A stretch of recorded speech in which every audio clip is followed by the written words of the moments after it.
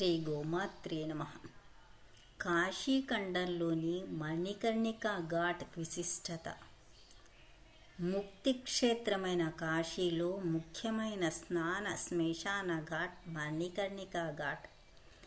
దీనిని విష్ణుమూర్తి స్వయంగా తన సుదర్శన చక్రంతో తవ్వి నిర్మించారని, దీనికి కారణం శక్తిపీఠాల ఆవిర్భావం, దక్షయాగం మరియు సతీదేవి స్వీయ దహన పురాణ కథ. ఇక్కడ పార్వతీదేవి యొక్క చెవి ఆభరణాలు పడిన ప్రదేశం. 108 శక్తిపీఠాల్లో ఇది 51వ శక్తిపీఠంగా చెప్తారు. ఈ ప్రదేశాన్ని ఏకవాన్ శక్తిపీఠ్ అని కూడా అంటారు.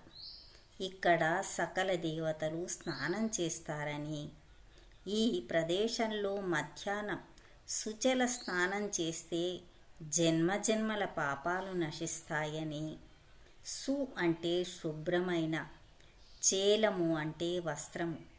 ఇక్కడ గంగా నిర్మలంగా పవిత్రంగా నిండుగా ఉంటుంది, పారుతుంది.